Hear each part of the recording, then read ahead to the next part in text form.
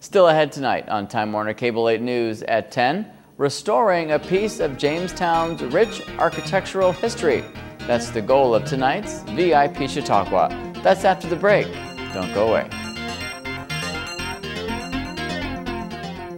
Time now for our VIP Chautauqua with Cable 8's James Reed, and tonight we travel back in time to 2005 to take a look at James' profile of Gary and Donna Templin and the before of their work to restore a historic Jamestown building.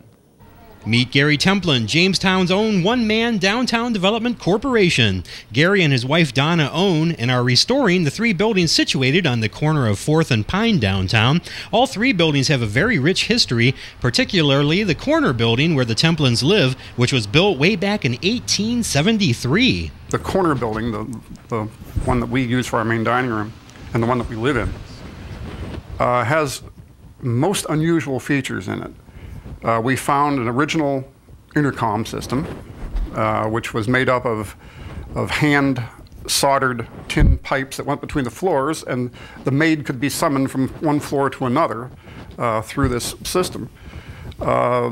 We found coffin niches on the staircase. We also found that this building is the only building that has a circular staircase in it of the 5 townhouses that were built in a line.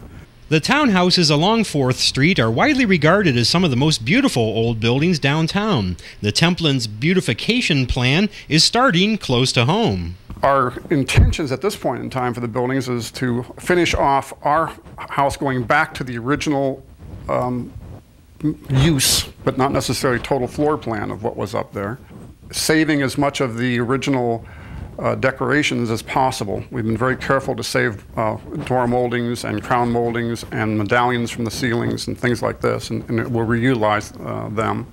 The big problem is we have exterior photographs of what the building looked like, and we intended to finish that at some point in time in the next few years. Interior-wise, we don't know exactly what the building looked like, and we're sort of guessing. We're going by the seat of our pants on this, and we have found some wallpaper samples that were there and things like that, but we don't know exactly what the rooms look like, and I wish we could find some photographs. Although all this restoration means a lot of work, good fortune has smiled on the project. Luckily, when they lowered the ceiling, they didn't totally destroy the original ceiling that was up there, and there is beautiful plaster, medallions and crown molding all the way around the whole first floor, every room. We're finding it exciting because the more we undo, the more we find. And the history of the building just comes evolving as we strip away some of these things that were, the modernizations that were done.